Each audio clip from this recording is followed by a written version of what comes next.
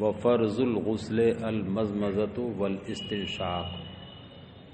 یہاں سے غسل کا بیان کر رہے ہیں. ابھی تک وضو کا بیان تھا، وضو کے فرائض ذکر کیے، وضو کی سنتیں، ان کے مستحبات ذکر کیے، پھر اس کے نواقض بھی بیان کر دیے. اب یہاں سے غسل کا تفصیلی بیان شروع فرماتے ہیں.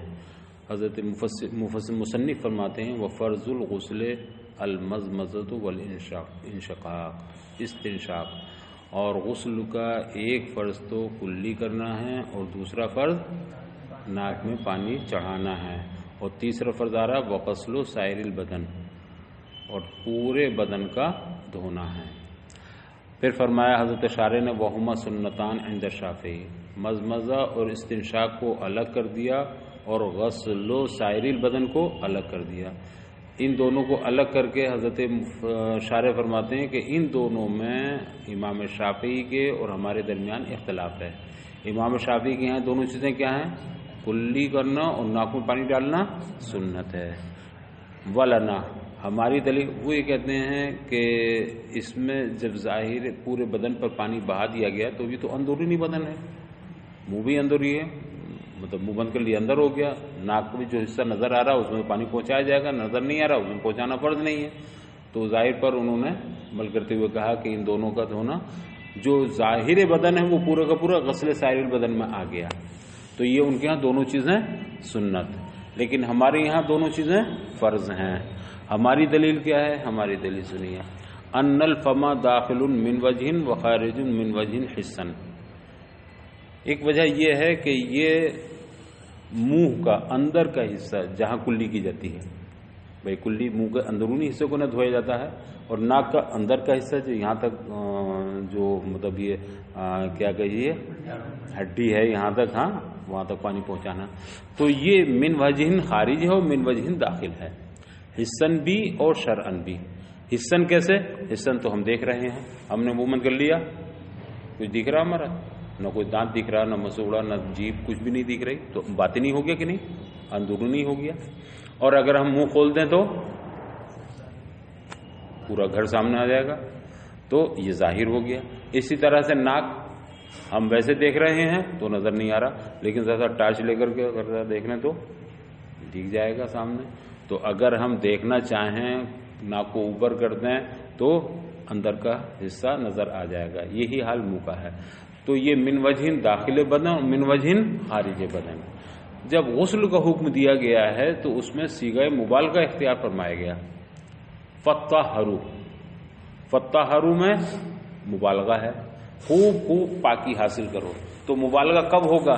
کہ وہ حصہ جو من کل الوجوہ ظاہر نہیں بلکہ من وجہ ظاہر ہے اور من وجہ باطن ہے، اس حصے کو بھی غسل میں دھو لو. تو یہ دو حصے ہمارے سامنے آئے، ان دونوں کا دھونا بھی ضروری ہوا. حالانکہ آنکھ بھی ہمارے سامنے ہے مگر اس کو دھونے میں حرج ہے، اور کسی کو بھی حرج میں ڈالا نہیں جاتا بلکہ حرج سے بچایا جاتا ہے. تو اس لیے آنکھ کا دھونا فرض نہیں ہے. اگرچہ دکھ رہی ہے آنکھ کا ڈیلا دکھ رہا مگر یہ بہت نازک ہے، اس میں پانی پہنچانا بہت تکلف کی بات ہے. البتہ ناک میں پانی چڑھانا یا منہ میں پانی دینا اندر، اس میں کوئی تکلف نہیں ہے. تو یہ چونکہ مبالغے کا صیغہ استعمال ہوا غسل میں، تو ہم نے اس حصے بدن کو بھی غسل میں فرض قرار دیا جو من وجہ خارج اور من وجہ داخل. برخلاف وضو کے، وضو میں کیا ہے؟ فاغسلوا وجوہکم، تم اپنے چہرے، تو وہاں غسل کا حکم ہے اور غسل میں مبالغہ نہیں ہے. تو اب ظاہر سی بات ہے جب غسل کا حکم ہے تو دھویا جائے گا. تو غسل میں ہم نے مبالغے کی صیغے کی وجہ سے ان حصوں کو بھی شامل کر دیا جو من وجہ خارج اور من وجہ داخل ہیں. انسان کے بدن میں ہم نے بتایا تھا 3 طرح کے اعضاء ہیں، ایک من کل الوجوہ ظاہر، ایک من کل الوجوہ باطن، ایک من وجہ ظاہر اور من وجہ باطن. من کل الوجوہ باطن کون سے ہیں؟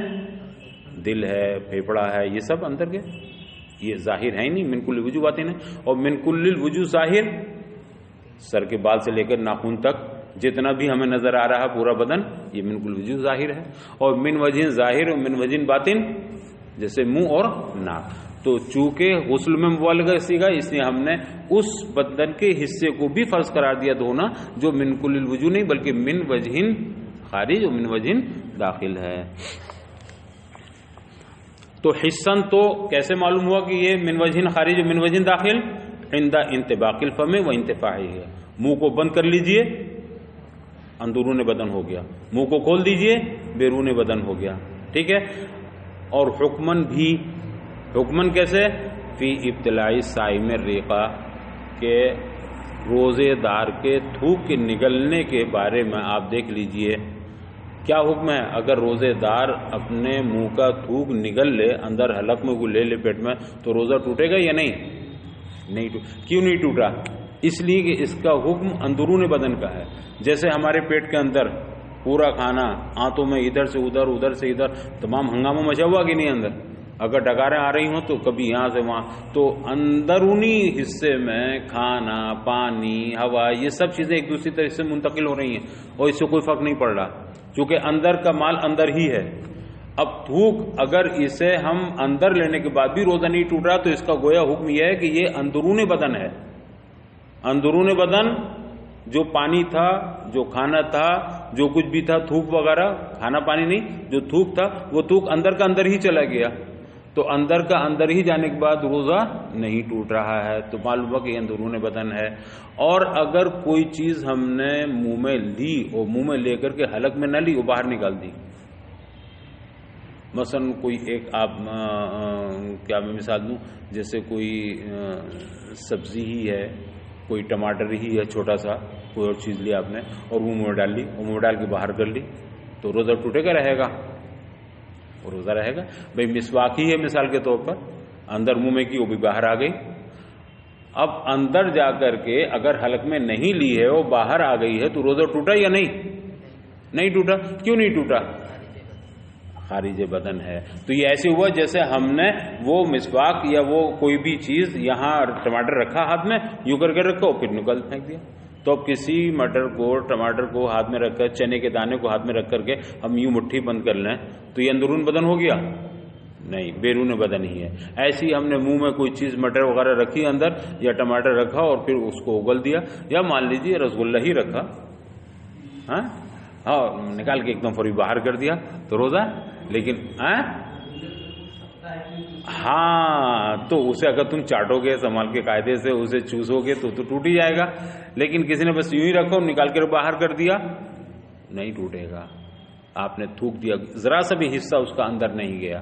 یہ تو وہ چیز تھی جو نرم تھی یا بھیگی ہوئی تھی، تر تھی، اس میں کوئی سوکھی چیز، میں نے ٹماٹر ہی بتایا تو اس میں تو کوئی ایسی چیز ہے نہیں، باہر نکال لیا گیا. چلیے صاحب. تو اور حکمن بھی اس کا حکم من وجہ خارج من وجہ داخل. من وجہ خارج کیسے ہے؟ من وجہ داخل فی ابتلائی صائم الریقہ، روزے دار تھوک کو اندر ہی اندر اگر نگل لے تو روزہ نہیں ٹوٹتا. تو پتہ چلا کہ یہ داخل بدن ہے یا خارج بدن؟ داخل بدن. وَدُخُولِ شَيْءٍ فِي فَمِهِ، اور یوں ہی اپنے منہ میں کسی چیز کا داخل کرنا، ٹھیک ہے، اور منہ میں داخل کر کے اسے باہر نکال دینا تو روزہ نہیں ٹوٹا. تو اس سے کیا پتہ چلا؟ خارج بدن ہے. تو یہ حکمن اور حصن دونوں طرح سے، من وجہ خارج بدن، من وجہ داخل بدن. یہی حال ناک کا ہے، من وجہ داخل اور من وجہ خارج، حصن بھی اور حکمن بھی. حصن کیسے؟ ہم دیکھ رہے ہیں، نظر نہیں آ رہا اندر کا حصہ، لیکن غور سے دیکھیں، ٹاچ سے دیکھیں تو نظر آ جائے گا تو خارج ہو جائے گا. اور حکمن شرعن کیسے؟ کسی روزے دار کی ناک آئی اور بالکل یہاں تک آ گئی، دیکھ گئی، لیکن اس نے ہمت کی اور ہمت کر کے پھر واپس لے لی. ہاں تو یہ ہمت کر کے جو اس نے واپس کی، بتاؤ اس کا روزہ ٹوٹے گا رہے گا؟ نہیں ٹوٹا. ہاں اگر باہر سے لیتا اور اندر لیتا تو ظاہر سی بات ہے، لیکن ناک کے اندر ہی اندر آ گئی تھی اور پھر اس نے اوپر کو سڑکائی اور اندر چلی گئی تو پتہ چلا کہ اندر کی چیز اندر ہی رہی، روزہ نہیں ٹوٹا. تو اب ایسی صورت میں ناک کا حکم کیا ہوا؟ من وجہ داخل اور من وجہ خارج ہے. چلیے سر. اور ہم وضو کرتے ہیں، غسل کرتے ہیں، پانی یہاں تک آ گیا، اب یہاں آنے کے بعد بھی روزہ ہمارا نہیں ٹوٹا. اگر یہ اندرون بدن ہوتا تو ایک قطرہ بھی پانی اگر چلا جائے تو، اور ہم نے پورا یوں کر کے کرتے ہیں روزہ نہیں ٹوٹتا. پتہ چلا کہ یہ داخل بدن نہیں خارج بدن ہے، باہر کا پانی باہر ہی رہ گیا. فجعل داخلا فی الوضو، لہذا اس کی جب دونوں حیثیتیں ہیں، من وجہ داخل و من وجہ خارج، تو ہم نے اس کو وضو میں تو داخل کر دیا خارجن. کس طور پر؟ نہیں، فجعل داخل فضول، لہذا ہم نے اس کو وضو میں داخل بدن کا حکم دیا، اور خارجن فی الغسل، اور غسل میں کس کا حکم دیا؟ خارج بدن کا۔ ظاہر سی بات ہے جب خارج بدن کا حکم ہو غسل میں تو اس کا دھونا کیا ہوگا؟ فرض ہوگا، خارج بدن ہے نا، اور جب داخل بدن وضو میں تو اس کا دھونا فرض نہیں، لہذا کلی کرنا، ناخن میں ڈالنا سنت تو ہے مگر فرض نہیں، اگر یہ دونوں کام نہیں کیے جائیں گے تو وضو ہو جائے گا۔ لأن الواردہ فیہ صیغۃ المبالغۃ، اب اس کی وجہ بتاتے ہیں کہ ہم نے غسل میں اس کو خارج بدن کیوں مانا، اس لیے کہ اس سلسلے میں جو صیغہ وارد ہے غسل کے سلسلے میں وہ مبالغے کا صیغہ ہے، اور وہ کیا ہے؟ اللہ تعالیٰ کا ارشاد فطہروا، خوب خوب پاکی حاصل کرو، خوب خوب دھو، تو یہ کب ہوگا؟ جبکہ ہم من وجہن جو داخل ہے اس کو بھی دھو لیں گے تب ہوگا، من وجہ خارج۔ وفی الوضوء غسل الوجہ، اور وضو میں کیا حکم ہے؟ مبالغہ کا صیغہ نہیں ہے بلکہ وہاں صرف ہے فغسلوا، تو اس میں مبالغہ نہیں ہے، لہذا ہم نے وہاں اس کا حکم داخل بدن کا ہی کیا ہے۔ وَكَذَلِكَ الْأَنْفُ، اور یہی حکم جو ہم نے ابھی منہ کا بتایا ہے وہی حکم کس کا ہے؟ ناک کا ہے، حسن بھی اور حکمن بھی، حکمن سے مراد شرعن۔ وَإِذَا تَمَزْمَزَ وَقَدْ بَقِيَ فِي أَسْنَانِهِ طَعْمٌ فَلَا بَأْسَ بِهِ، اور جب کسی متوضی نے، وضو کرنے والے نے کلی کی اور اس کے دانتوں میں کچھ کھانا باقی رہ گیا تو اس میں کوئی مذائقہ نہیں ہے۔ ظاہر سی بات ہے کلی کی ہے، غسل کرنے والا ہو یا وضو کرنے والا، تو یہاں غسل کا بیان ہے تو غسل میں کلی کرنا فرض ہے، تو انسان نے کلی کی مگر کلی میں دانتوں میں کچھ کھانا پھنسا ہوا رہ گیا، کچھ بوٹی پھنسی ہوئی رہ گئی کسی طرح کی، ظاہر سی بات ہے اس حصے تک پانی نہیں پہنچے گا تو اس میں کوئی حرج نہیں ہے، اس لیے کہ دانتوں میں جو کھانا رہ جاتا ہے یا بوٹی کا کچھ حصہ رہ جاتا ہے وہ ایسا ہوتا ہے کہ پانی جانے کے بعد وہ تر ہو جاتا ہے، وہ اس کی طرح اندر تک پہنچ جاتی ہے۔ جیسے ناخن میں جو میل ہوتا ہے، اس میل میں اگر پانی چلا جائے تو بتاؤ پانی جذب ہو جاتا ہے کہ نہیں؟ میل کے اندر پانی جذب ہو جاتا ہے، تو اب اس ناخن کو بالکل نکالنا، اس کو ذرا ذرا سا ادار کرنا ضروری نہیں، اس لیے کہ پانی پہنچنا ضروری ہے، اور پانی میل بھی چوس لیتا ہے، جذب کر لیتا ہے، پانی اندر پہنچ جائے گا۔ ہاں اگر کوئی گاڑھی چیز لگ گئی ناخن کے اندر، مثلا آپ نے سیمنٹ کا مسالہ لیا، سیمنٹ کا مسالہ لے کر کے وہ ناخن میں گھس گیا، اب وہ سوکھنے کے بعد ایسا ہو جائے گا کہ پانی اس میں جذب نہیں ہوگا تو اس کا نکالنا ضروری ہوگا۔ تو جو چیز ناخن میں ایسی پھنس جائے کہ جس میں پانی جذب کرنے کی صلاحیت نہیں ہے، سخت ہے وہ، تو اس کا نکالنا فرض ہوگا، ضروری ہوگا، اور جو چیز ایسی ہے کہ اسے اگر نہ نکالیں ہم تو پانی اس میں اندر چلا جائے گا، اس کا نکالنا فرض نہیں ہوگا۔ وغسل سائر البدن، اور تیسرا فرض غسل کا کیا ہے؟ پورے بدن کا دھونا، یعنی جو من کل الوجوہ ہے اسی کا، یا جو من کل الوجوہ نہیں من وجہن ہے اس کا بھی، سب کا، جو من وجہن ہے اس کا بھی، اور جو من کل الوجوہ ہے پورے بدن کا دھونا۔ اے جمیع ظاہر البدن، یعنی تمام ظاہر بدن کا دھونا فرض ہے، حتی لو بقی العجین فی الظفر، یہاں تک کہ اگر ناخن میں آٹا لگا رہ گیا، خمیری آٹا، فاغتسل، اور اس نے غسل کر لیا تو لا یجزی، تو یہ غسل کافی نہ ہوگا۔ آٹا لگا، عورتیں ناخن آٹا گونتی ہیں، اب آٹا ان کے ناخنوں میں گھس گیا، خمیری آٹے میں جذب کی صلاحیت نہیں ہوتی، اب وہ آٹا اگر ناخنوں میں ہے تو اس آٹے کو نکال کر کے پانی پہنچانا ضروری ہوگا، اس لیے کہ خمیری آٹا جب سوکھ جاتا ہے تو پانی کو جذب نہیں کرتا، تو اگر آٹا ہے یعنی خمیری آٹا ہے، مطلقاً آٹا نہیں، اگر ویسے آٹا ہو سوکھا تو وہ تو پانی کو جذب کر لے گا، آپ دیکھیں ذرا سا آٹا رکھ کر ایک بوند پانی ڈالیں تو جذب ہو جائے گا کہ نہیں پانی اس کے اندر، ویسے ہی اگر یہاں سوکھا آٹا ہے تو اس میں جذب ہو جائے گا، لیکن خمیری آٹا اگر ہے تو جو سوکھ چکا ہے وہ نہیں۔ وفی الدرن یجزی، ہاں اگر ناخن کے اندر میل کچیل ہے تو یجزی، تو یہ غسل کافی ہوگا، آپ نے غسل کر لیا اور ناخنوں میں میل تھا، میل کو چھٹایا نہیں، ناخن میں سے نکالا نہیں، تو بھی غسل ہو جائے گا، کیوں؟ اس لیے کہ میل پانی کو جذب کر لیتا ہے۔ ہاں پینٹ ٹھیک، ہاں تو جو جذب کر لیتا اس کو دھونا ضروری نہیں، جو نہیں کرتا جذب اس کو دھونا ضروری ہوگا۔ وفی الدرن یجزی اذ ہوا متولد من ہناک، اور میل اگر ناخنوں میں ہے تو اس کا صاف کرنا ضروری نہیں ہے، کیوں؟ اس لیے کہ ہوا متولد من ہناک، اس لیے کہ میل تو وہیں پیدا ہوا ہے، ذرا سی دھول آئی جم گئی اس میں، تو میل چونکہ اسی میں پیدا ہو رہا ہے تو یہ میل اس کی نہیں مانے نہیں ہوگا۔ وَقَذَا الطِّينُ، اسی طرح سے مٹی اگر ہے تو مٹی بھی دیکھی جائے گی۔ اگر مٹی سخت والی ہے، جذب نہیں کر سکتی پانی کو، تو اس کو صاف کرنا ہوگا، اور مٹی اگر عام مٹی ہے یہی تو مٹی جذب کر لیتی پانی کو، لہذا اس کا صاف کرنا ضروری نہیں ہوگا۔ یہی حکم مٹی کا ہے۔ لِأَنَّ الْمَاءَ يَنْفُذُ فِيهِ، اس لیے کہ پانی مٹی میں نافذ ہو جاتا، چلا جاتا ہے، جذب ہو جاتا ہے۔ وَقَذَا الصَّبْغُ بِالْحِنَا، یوں ہی اگر کسی نے مہندی سے رنگ لیا اپنے ہاتھ کو، پیر کو، کسی چیز کو مہندی سے رنگا ہے تو اس کا بھی دھونا ضروری نہیں ہے، اس لیے کہ مہندی رکاوٹ نہیں بنتی بلکہ پانی کو جذب کر لیتی ہے۔ فالحاصل ان المعتبر فی ھذا الحرج، حاصل کلام یہ ہے، حاصل گفتگو یہ ہے کہ اس سلسلے میں معتبر حرج ہے۔ اگر حرج ہے اس کام کے کرنے میں تو فرض نہیں، اور اگر حرج نہیں ہے یہی کام ہو جائے گا تو فرض ہے۔ جیسے ہم نے ایسی چیز بتائی جس کو چھٹانا یا جس کا مطلب وہ پانی اندر نہیں پہنچ سکتا ہے تو اس کا نکالنا ضروری ہوگا، اور جس میں پانی پہنچ جاتا ہے اس میں پانی پہنچانا ضروری نہیں، یا کوئی ایسی چیز پھنسی ہوئی ہے کہ ہم اسے نکال ہی نہیں سکتے، مثلا پینٹ یہاں لگ گیا، اب چھڑا ہی نہیں سکتے اسے، جیسے آپ وائٹنر استعمال کر رہے ہیں، اب وائٹنر کا چھٹانا آسان نہیں ہے، وضو ہو جائے گا، لیکن اگر چھٹا سکتے ہوں تو اس کا چھٹانا ضروری ہوگا۔ کیا چیز؟ ہاں فیویکول، وہ بھی پانی کو جذب نہیں کرتی ہے۔ اچھا ہاں اچھا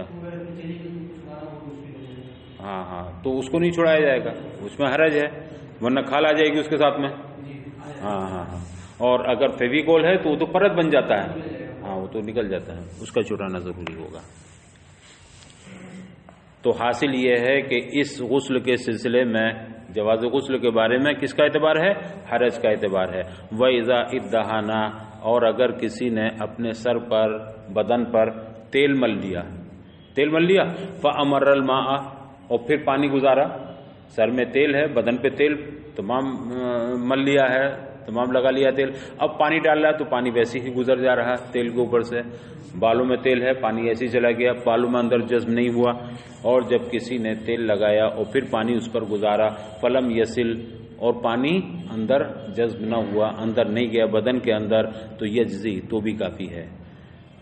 اس میں تیل کا چھٹانا اتنا ضروری نہیں ہے کہ پہلے صابن لاؤ، کوئی چیز لاؤ، پہلے تیل ختم ہو تب اس کے بعد پانی جائے گا، نہیں، اگر یہاں بدن پہ تیل ہے، آپ نے دھویا ہے، کافی ہے۔ کھانا کھا کے نکلتے ہیں، ہاتھ واسطہ نہیں رہتے، تیل ویل لگا رہتا ہے نا، گھی تیل، تو ابھی اس کو دھو لیا سنبھال کے، کافی ہے۔ ارے نہیں صابن لاؤ تو ابھی اس کا اثر ہے، الگ بات ہے کہ تیل کے ہوتے ہوئے پانی اندر جذب نہیں ہوتا، مگر وہ ایسی چیز ہے کہ اسے آسانی سے چھڑا بھی نہیں سکتے، اور وہ اتنا مانی بھی نہیں ہوتا کہ یہ بھیگ ہی نہ سکے، بلکہ وہ سب اس کے ساتھ ملا کر کے تر ہو جاتا ہے۔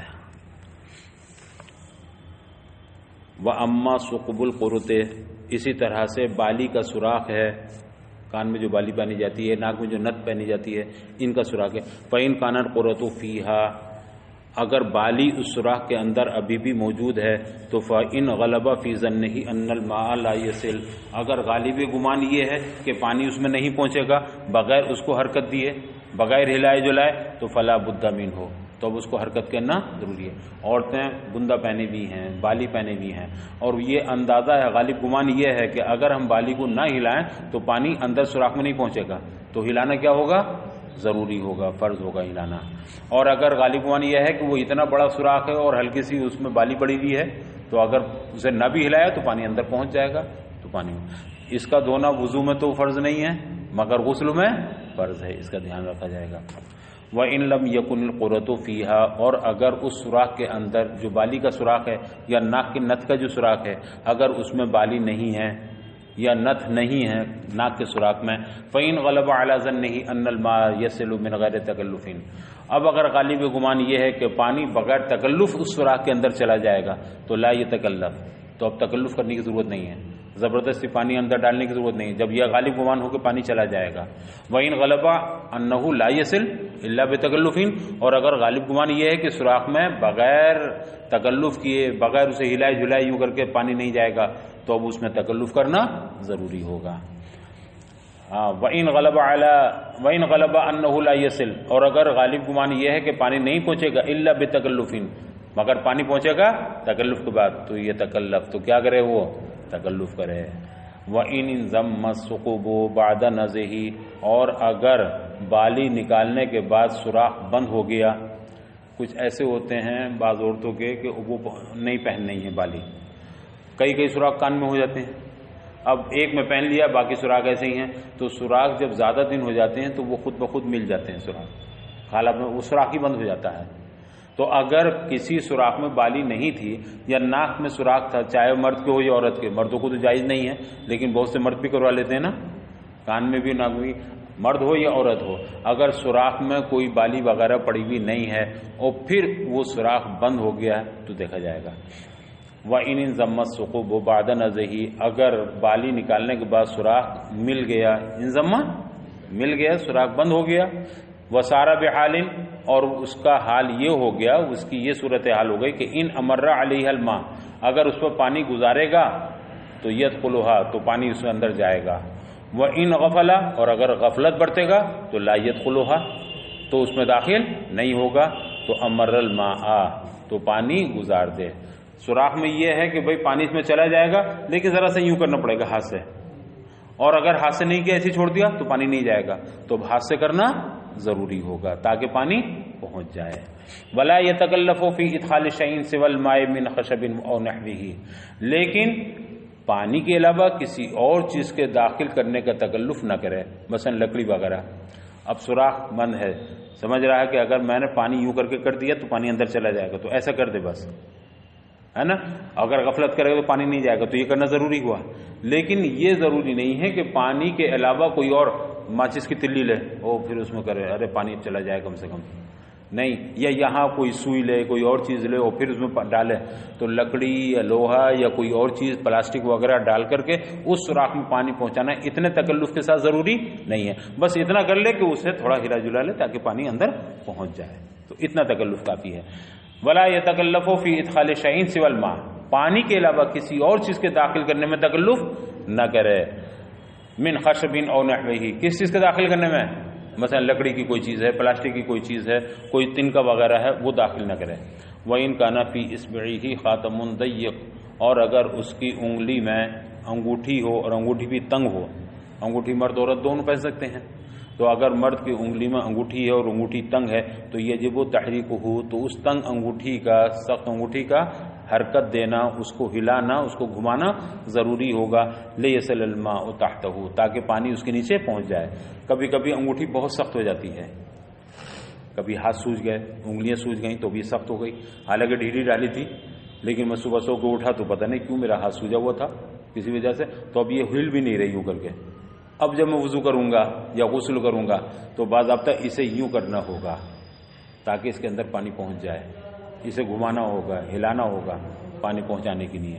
اور اگر یہ ڈھیلی ہے، بہت سی انگوٹھیاں ڈھیلی ہیں، اب یہ ڈھیلی ہے تو اس میں پانی پہنچ ہی جاتا ہے، کوئی حرج نہیں ہے. تو دیکھا جائے گا کہ اگر انگوٹھی انگلی کے اندر تنگ ہے تو اس کی تحریک، اس کا حرکت دینا واجب ہے تاکہ پانی انگوٹھی کے نیچے پہنچ جائے. وَيَجِبُ عَلَى الْأَقْلَفِ ادخال الماء داخل الخلفت اور وہ شخص جو غیر مختون ہو، غیر مختون یوں بھی ہو سکتا ہے کہ ایک شخص جوانی میں اسلام لایا، ختنی نہیں ہوئی تھی اس کی، اب ظاہر سی بات ہے جس اسلام لے آیا تو اب سارے احکام اس پر ضروری ہے، تو اب غسل بھی اسے کرنا ہے اور شرعی طریقے سے کرنا ہے. تو اگر وہ غیر مختون ہے، اس کی ختنہ نہیں ہے، تو وہ جو زائد خال ہوتی ہے جس کو ختنوں میں کاٹ دیا جاتا ہے، وہ خال اندر پانی پہنچانے کے لیے مانع ہوگی. وہ خال جب نیچے لٹکی ہوئی ہے تو پانی اوپر نہیں پہنچے گا. تو اب دیکھا جائے گا اس میں غیر مختون پر واجب نہیں ہے پانی کا داخل خلفے کے اندر پانی پہنچانا، چونکہ اس میں بڑا تکلف ہے، بہت مشکل ہے، تو واجب نہیں ہے. لیکن اسے پھر بھی وہ صحیح وَيَجِبُ ہے، وَيَجِبُ عَلَى الْأَقْلَفِ اس کھال کو اوپر چڑھا کر کے اندر پانی پہنچانا یہ واجب ہے. وَإِن نَزَلَ الْبَوْلُ إِلَيْهَا چونکہ اس کھال کو اٹھانا یا اس کو وہاں سے ہٹانا یہ کوئی مشکل کام نہیں ہے، اس میں کوئی حرج نہیں ہے. عموماً ایسا ہوتا ہے پیشاب کرنے کے لیے بھی اوپر کر لیا جاتا ہے تو اس کو ہٹا کر کے پانی پہنچایا جائے گا، اگر نہیں پہنچائے گا تو غسل نہیں ہوگا. وَإِن نَزَلَ الْبَوْلُ إِلَيْهَا ہاں اگر پیشاب اندر سے نکل کے آیا اور اس کلفے میں آ گیا، جو کھال زائد لٹکی ہوئی ہے اس کے اندر آ گیا، باہر نہیں نکلا، ولم یخرج عنہا، اور اس سے باہر نہ آیا، تو نقض الوضو، تو وہ ناقض وضو ہے، وضو توڑ دے گا۔ تو پیشاب سوراخ سے نکلا لیکن کہاں رہ گیا؟ وہ اسی کھال میں رہ گیا، کلفے میں رہ گیا، باہر نہیں نکلا پیشاب، لیکن اپنے سوراخ سے تو نکل گیا نا، تو ناقض وضو ہے۔ تو اس کا حکم کیا ہوا؟ خارج بدن کا ہوا۔ جب اس کے اندر رہ کر کے باہر اگرچہ نہ نکلا تو گویا خارج بدن میں آ گیا، اور خارج بدن کا دھونا وضو میں فرض ہے، غسل میں فرض ہے۔ تو اس کا وضو ٹوٹنے کا مطلب یہ ہے کہ کیا حکم ہے اس کا؟ نجاست خارج بدن ہو گئی نا، ظاہر بدن پر آ گئی، تو اس کا مطلب یہ ہے کہ جب وہ ناقض وضو ہے تو غسل میں دھونا اس کا فرض ہوگا۔ ولم یخرج عنہا وان نزل البول الیہا، اگر پیشاب نکلا اسی قلفے کی طرف اور قلفے سے باہر نہ آیا تو وضو کو توڑ دے گا۔ ھذا عند بعض المشائخ، مگر یہ کس کے نزدیک ہے؟ بعض مشائخ کے نزدیک۔ فلاح حکم الظاہر من کل وجہ، تو ان کے نزدیک اس قلفے کا حکم کیا ہوا؟ من کل الوجوہ، ظاہر بدن کا ہوا۔ وعند البعض، اور بعض فقہا کے نزدیک لا یجب ایصال الماء الیہا، قلفے تک پانی پہنچانا واجب نہیں ہے غسل کے اندر، مع انہ ینقض الوضوء، باوجود اس کے کہ وہ وضو کو توڑ دیتا ہے۔ دیکھیے بعض مشائخ نے فرمایا کہ وضو میں اس کا دھونا فرض، غسل میں اس کا دھونا فرض نہیں ہے، اس کے باوجود کہ وضو کو توڑ دیتا ہے وہاں پیشاب کا آ جانا۔ وضو کو توڑنا یہ اس بات کی دلیل ہے کہ خارج بدن، اور غسل میں اس کا دھونا فرض نہیں، اس کا مطلب یہ ہے کہ وہ اندرون بدن۔ غسل میں کس چیز کا دھونا فرض ہے؟ جو ظاہر بدن ہو، اور اس کا دھونا فرض نہیں ہوا تو اس کا حکم کیا ہوگا؟ اندرون بدن کا، تو گویا اس کی بھی حیثیت اندرون بدن کی ہے۔ لا یجب ایصال الماء، بعض فقہا کے نزدیک پانی کا قلفے تک پہنچانا واجب نہیں ہے غسل کے اندر، مع انہ ینقض الوضوء، باوجود اس کے کہ وضو ٹوٹ جاتا ہے۔ اذا نزل البول الیہا، وضو کب ٹوٹ جاتا ہے؟ جبکہ پیشاب اس قلفے تک آ جائے۔ فلاح حکم الباطن فی الغسل، لہذا غسل کے اندر اس قلفے کا حکم کیا ہوا؟ داخل بدن کا۔ وہ حکم الظاہر فی انتقاض الوضو، اور ظاہر بدن کا حکم ہوا انتقاض وضو میں۔ جب نجاست ظاہر بدن کی طرف آتی ہے نکل کر کے تب نہ ناقض وضو ہے نا، تو اب آ گئی ہے اور اس نے وضو توڑ دیا تو اس کا حکم کیا ہوگا؟ ظاہر بدن کا ہوگا، اور غسل میں دھونا ضروری نہیں تو اس کا حکم کیا ہوگا؟ باطن بدن کا۔ لا دلکہ، تمام بدن کا دھونا، اس پر پانی بہانا یہ فرض ہے، لا دلکہ، اس بدن کا رگڑنا فرض نہیں ہے۔ تو آپ اگر غسل کر رہے ہیں تو غسل میں پورا بدن رگڑنا ضروری نہیں ہے، پورے بدن پر پانی پہنچا دینا ضروری ہے، لیکن رگڑیں تو یہ اچھی بات ہے، جیسے صابن لگا رہے ہیں تو صابن لگانا تو رگڑنا ہو ہی جاتا ہے۔ چلیے۔